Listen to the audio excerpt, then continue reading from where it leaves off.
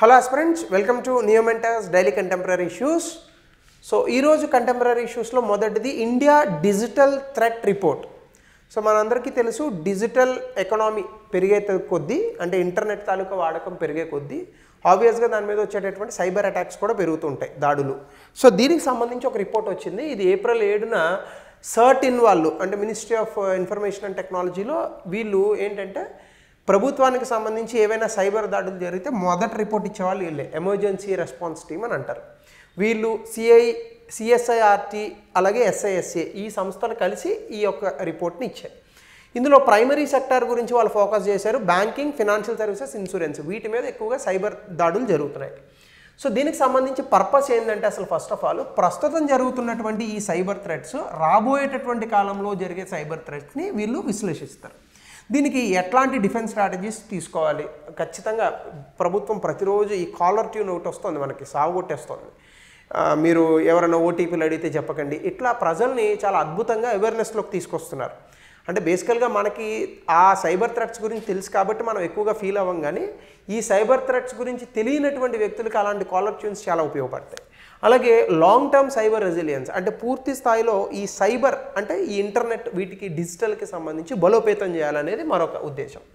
దీనికి సంబంధించి key threats ఏం చెప్పారంటే digital attack services due to rapid adoption. అంటే ఎందుకు ఇంత దారుణంగా చాలా ఎక్కువ మొత్తంలో సైబర్ అటాక్స్ జరుగుతున్నాయంటే చాలా విపరీతంగా మనము ఇంటర్నెట్ని డిజిటల్ సర్వీసెస్ని వాడుతున్నాం. అంటే ఈ డిజిటల్ సర్వీసెస్ని వాడడం ఆపేయాలనా కాదు, డిజిటల్ సర్వీసెస్ని వాడుతూ ఆ వాడేటటువంటి క్రమంలో వచ్చేటటువంటి సైబర్ దాడుల గురించి ప్రజలు తెలుసుకోవాలి. దీన్నే అవేర్నెస్ అని అంటాం. అంటే ముందు ప్రజలకి దాని మీద అవగాహన ఉండాలి.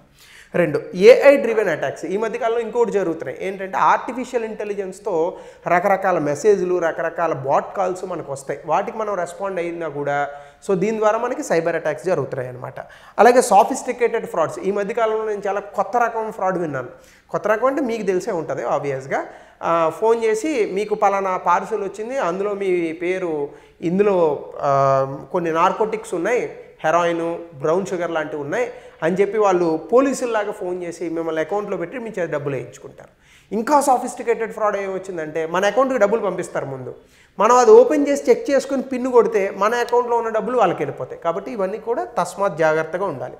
సెక్టార్ వైడ్ సెక్యూరిటీ గ్యాప్స్ అంటే చాలా రంగాలలో వీటికి సంబంధించి భద్రత ముప్పులు అనేటటువంటి గ్యాప్స్ ఉన్నాయి. సో కాంప్లెక్స్ కంప్లైంట్స్ ఛాలెంజెస్ వీటికి సంబంధించి చాలా కంపెనీలు పాటించాల్సినటువంటి జాగ్రత్తలు కూడా పాటించట్లేదు అనే అంశం ఇక్కడ చెప్తున్నారు.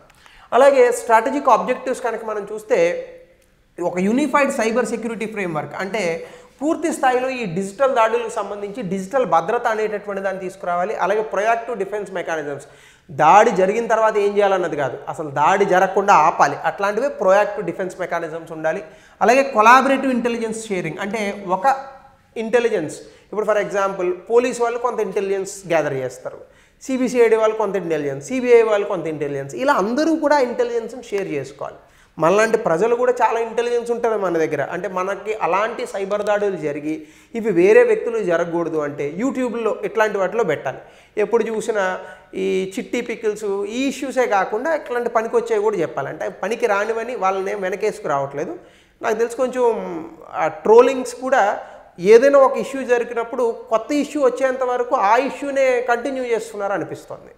And the kind of language that they have used and the kind of language that people are used against them రెండూ తప్పే కదా. సో కాబట్టి ఇక్కడ ఎవరిని సమర్థించట్లేదు, అలా అని ఎవరిని నేను వెనకేసుకొని రావట్లేదు, ఎవరిని తిట్టట్లేదు. బట్ ఇప్పుడు ఉన్నటువంటి ఈ ఇంటర్నెట్ ఎరా ఎలా తయారైందంటే ఏదో ఒక కొత్త ఇష్యూ సైడ్ లైన్ అవ్వడానికి మరొక ఇష్యూ దొరికినప్పుడు ఈ ఇష్యూని వదిలేస్తారు. సో అలాంటి ఎన్ని ఇష్యూస్ని మనము వదిలేయట్లేదు, ఎన్ని ఇష్యూస్ని కరెక్ట్గా పట్టించుకుంటున్నాము, ఇవి కూడా కొంచెం ఆలోచించుకోవాలి. అలాగే vision for resilient digital future, దీనికి సంబంధించి ఈ బిఎఫ్ఎస్ఐ వాళ్ళని యాంటిసిపేట్ చేసి ఎలాంటి కంప్లైంట్స్ వస్తాయి మనకి, ఎలా అడాప్ట్ అవ్వాలి, అలాగే అంటే ఇందాక మనం అనుకున్నాం కదా ఇక్కడ ఈ బిఎఫ్ఎస్ఐ అంటే బ్యాంకింగ్, ఫినాన్షియల్, ఇన్సూరెన్స్ ఈ రంగాలలో ఎలాంటి అటాక్స్ జరగచ్చు, వాటికి మనం ఎలా అడాప్ట్ అవ్వాలి, అది ఎలా డిఫెండ్ చేసుకోవాలి, ఇట్లాంటివన్నీ కూడా ప్రజలకు చెప్పాలి. అలాగే డిజిటల్ ట్రాన్సాక్షన్ చాలా సెక్యూర్గా చేయాలి. దీనికి సంబంధించి ఇప్పటికీ ఉన్నటువంటి బ్యాంకుల తాలూకు యాప్లు చాలా అద్భుతంగా పనిచేస్తున్నాయి. మీరు ఎప్పుడైనా కాల్లో ఉండి, యాక్సిస్ బ్యాంక్ యాప్ అయితే మీరు కాల్లో ఉండి యాప్ ఓపెన్ చేస్తే మీరు కాల్లో ఉండగా యాప్ ఓపెన్ చేస్తున్నారు, ఇది ఫ్రాడ్ కావచ్చు అని ఒక అలర్ట్ ఇస్తుంది. సో ఇట్లాంటివన్నీ కూడా చాలా అద్భుతమైనటువంటి ఆలోచనలు అనమాట. వీటి నుంచి డెఫినెట్గా మనం ప్రజల్ని కాపాడవచ్చు. అలాగే ఇక్కడ జాయింట్ ఎఫర్ట్స్ ఉండాలి. కేవలం ప్రభుత్వమే కాదు, కొన్ని సంస్థలు, ఇన్సూరెన్స్ వీటిని రెగ్యులేట్ చేసేటటువంటి సంస్థలు, అలాగే ఇండస్ట్రీలో ఉన్నటువంటి ఈ మొత్తం ఫినాన్స్ ఇండస్ట్రీలో ఉన్నటువంటి సంస్థలు, అలాగే ప్రపంచవ్యాప్తంగా ఉన్నటువంటి ఈ సైబర్ బాడీస్ ఏవైతే ఉన్నాయో వీళ్ళందరి మధ్య కొలాబరేషన్స్ ఉండాలి. ఈ ఎక్కడెక్కడి నుంచి కాల్స్ వస్తున్నాయి, ఎవరెవరు చేస్తున్నారు, ఆ అకౌంట్ని ఫ్రీజ్ చేయడం, ఇట్లాంటివన్నీ చేయాలి. అలాగే India role in global financial cyber security. డెఫినెట్గా ప్రపంచవ్యాప్తంగా సైబర్ దాడులతో పోల్చుకుంటే ఇండియాలో జరిగే సైబర్ దాడులు చాలా ఎక్కువ. ఎందుకంటే జనాభా 140 కోట్ల పైచీలకు జనాభా ఉంది. కాబట్టి భారతదేశం చాలా అద్భుతమైనటువంటి పాత్ర పోషిస్తోంది. ఈ సైబర్ దాడులకు సంబంధించి ప్రపంచవ్యాప్తంగా ఒక బెంచ్ మార్క్ని క్రియేట్ చేసేటటువంటి కెపాసిటీ కూడా భారతదేశానికి ఉంది. దీనికి సంబంధించి ministry of information and technology వాళ్ళు ఒక స్టేట్మెంట్ ఇచ్చారు. ఏంటంటే కలెక్టివ్ యాక్షన్ ఉండాలి, ఇంటర్ కనెక్టెడ్ సైబర్ రిస్క్. అంటే ఒక చోట నుంచి మరొక చోటకి దాడులు జరుగుతున్నాయి, ఒక రంగంలో ఉన్న వాళ్ళు మరొక రంగంలో ఉన్న వాళ్ళతో ఎప్పుడైతే ఇన్ఫర్మేషన్ షేర్ చేసుకుంటారో ఇలాంటి సైబర్ దాడులను ఆపచ్చు. ఫినాన్స్ సెక్రటరీ ఏం చెప్పారంటే ఇది మనకి యూపీఎస్సీలో ముఖ్యంగా మెయిన్స్ క్వశ్చన్గా కానీ ఎస్ఏ రూపంలో కానీ అడగడానికి అవకాశం ఉంది. Cyber security is the foundation of financial stability in the digital age. Very good statement, మీరు ఇది చూసుకోండి. అలాగే కొన్ని ఎక్స్పెక్టెడ్ అవుట్కమ్స్ దీనివల్ల జరిగేటటువంటిది ఏంటంటే ఆ థ్రెట్ రిపోర్ట్లో సైబర్ సెక్యూరిటీ డిఫెన్స్ని చాలా అద్భుతంగా బలోపేతం చేస్తారు. అలాగే ఇండస్ట్రీ కూడా రెడీగా ఉంటుంది ఇట్లాంటి దాడుల నుంచి మనం ఎలా ఎదుర్కోవాలని. Safe and secure financial ecosystem, అంటే మొత్తంగా ఈ ఆర్థిక రంగానికి సంబంధించి ఆన్లైన్లో మనం చేసేటటువంటి లావాదేవీలు చాలా భద్రంగా జరిగేటట్టుగా ఇవన్నీ చూస్తాయి. ఇవి మనకి ఈ న్యూస్లో వచ్చినటువంటి ఒక అంశం. ఇక రెండవది పిఎం ముద్రా యోజన. ఇప్పటికీ కరెక్ట్గా ఏప్రిల్ 8వ తారీఖుకి 10 సంవత్సరాలు అయింది ఈ యొక్క ప్రోగ్రామ్ని తీసుకొచ్చి. ఇదేంటంటే స్మాల్ మైక్రో ఎంటర్ప్రైజెస్, చిన్న సూక్ష్మ మధ్య తరహా పరిశ్రమలకి ఎటువంటి కొలెటరల్ అంటే తనఖా లేకుండా లోన్లు ఇస్తారు. గరిష్టంగా 20 లక్షల వరకు లోన్ ఉంటుంది. దీన్ని ముద్రా లోన్స్ అని అంటారు. ఈ ఇంప్లిమెంటింగ్ ఏజెన్సీ కూడా ముద్రే, micro units development and refinance agency దాని పేరు. ఎవరెవరు ఇస్తారు అంటే నాన్ బ్యాంకింగ్ ఫినాన్స్ కంపెనీలు ఇస్తాయి, బ్యాంకులు ఇస్తాయి, మ్యూచువల్ మైక్రో ఫినాన్స్ ఇన్స్టిట్యూషన్స్ ఇస్తాయి, రీజనల్ రూరల్ బ్యాంకులు ఇస్తాయి. ఈ 4 కూడా ఈ ముద్రా లోన్లు ఇస్తాయి. మీరు జాగ్రత్తగా ఎగ్జామినేషన్లో, ప్రిలిమినరీ ఎగ్జామినేషన్లో అడిగే అవకాశం ఉంది.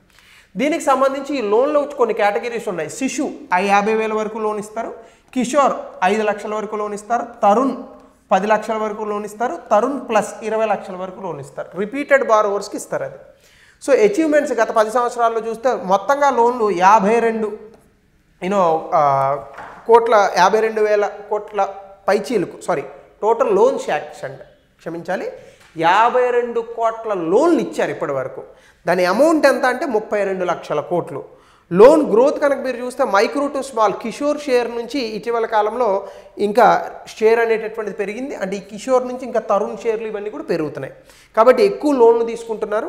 44.7% ఫైనాన్షియల్ ఇయర్ 2025లో లోన్లు ఇచ్చారు. ఉమెన్ ఆంటర్‌ప్రెన్యూర్స్, ఇందులో మొత్తం ఇచ్చినటువంటి 100 లోన్లలో 68% ఆడవారికే లోన్లు ఇస్తున్నారు. లోన్ డిస్బర్స్మెంట్ ఉమెన్ కూడా ప్రతి సంవత్సరం 13% పెరుగుతుంది. దీని ఇంపాక్ట్ వల్ల ఫీమేల్ లేబర్ పార్టిసిపేషన్ రేట్, అంటే మహిళల్లో ఈ పని చేసేటటువంటి వ్యక్తులు ఎంప్లాయ్మెంట్ అనేటటువంటిది అద్భుతంగా పెరుగుతుంది. మనకి ఇక్కడ డీటెయిల్స్లో తెలుస్తాయి. సోషల్ ఇంక్లూజన్, ఇందులో భాగంగానే ఎస్సీ, ఎస్టీ, ఓబీసీలో 50% ముద్రా లోన్స్ వెళ్ళాయి, మైనారిటీకి 11% వెళ్ళాయి. సో దీనివల్ల మనకి సమ్మిళిత వృద్ధి వస్తుంది, అలాగే ఫినాన్షియల్ ఈక్వాలిటీ, ఆర్థిక సమానత్వం అనేటటువంటిది కూడా వస్తుంది. సో ఈ ముద్ర 10 సంవత్సరాలు అయినటువంటి తరుణంలో మనకి ఎగ్జామినేషన్లో అడగచ్చు. అయితే global recognition, international monetary fund 2017లో ఉమెన్ లెడ్ బిజినెస్ సపోర్ట్ అని కితాబ్ ఇచ్చింది ముద్రా లోన్స్కి. 2019లో మైక్రో ఎంటర్ప్రైజెస్ డెవలప్మెంట్ అని కితాబ్ ఇచ్చింది. 23లో బూస్ట్ ఉమెన్ ఓన్డ్ ఎంఎస్ఎంఈస్, 24లో సెల్ఫ్ ఎంప్లాయ్మెంట్ అండ్ ఫార్మలైజేషన్. ఇవన్నీ కూడా ఐఎంఎఫ్ ముద్రా లోన్స్కి సంబంధించి ప్రతి సంవత్సరం మనల్ని కొనియాడినటువంటి ట్యాగ్ లైన్స్. ఇవి మనకి ఎగ్జామినేషన్లో అడగచ్చు. అయితే ఏ రాష్ట్రాలలో అత్యధికంగా లోన్లు ఇచ్చారు ఫిబ్రవరి 28, 2025కి గాను?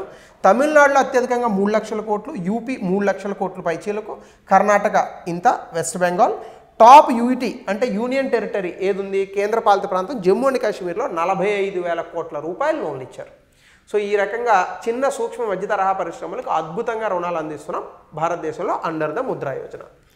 మూడవది టోపోలాజికల్ మెటీరియల్స్. ఇది చాలా విచిత్రమైనటువంటి మెటీరియల్. ఇదేంటంటే ఉపరితలం పైన కరెంట్ సరఫరా అవుతుంది, లోపల కరెంట్ సరఫరా అవ్వదు. అంటే ఈ మెటీరియల్లో మనకి ఏమవుతుందంటే ఉపరితలం పైన ఎలక్ట్రిసిటీ కండక్షన్ ఉంటుంది, అంటే it can conduct electricity pass అవుతుంది, ఫ్రీ ఎలక్ట్రాన్స్ ఉంటాయి.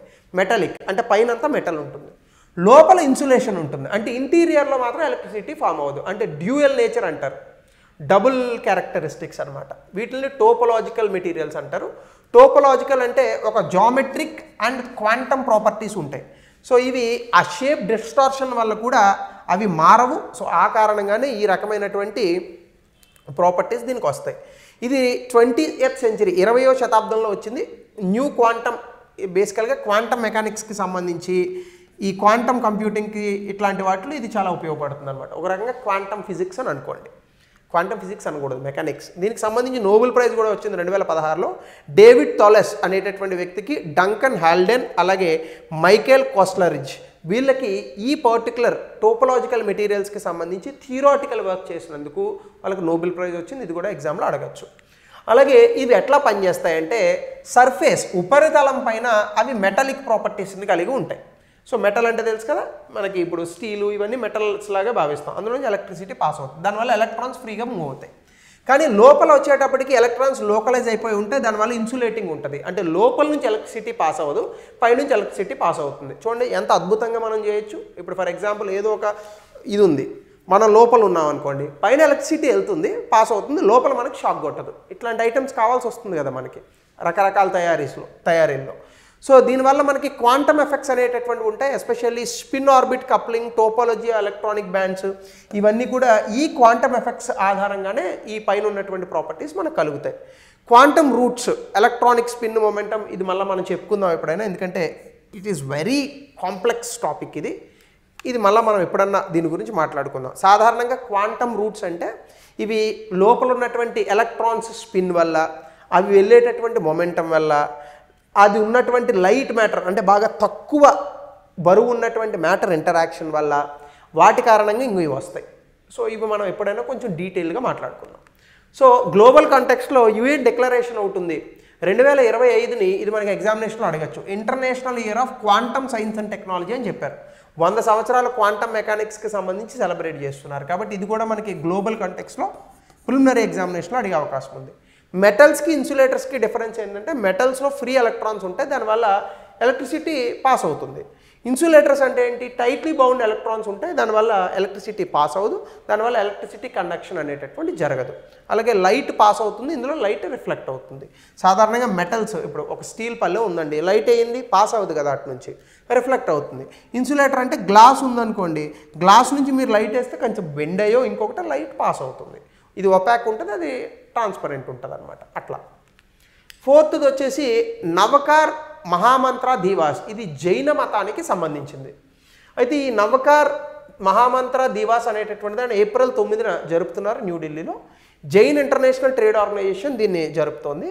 ఇది మహావీర్ జయంతి రోజు జరుపుతారు. మహావీర్ గురించి మీ అందరికీ తెలిసిందే, నేను నెక్స్ట్ స్లైడ్లో చెప్తాను. ఇక్కడ ఒక జైన్ మంత్రాన్ని పఠిస్తారు, అదే జైన్ చాంట్ అంటే ఈ నవకార్ మహామంత్ర.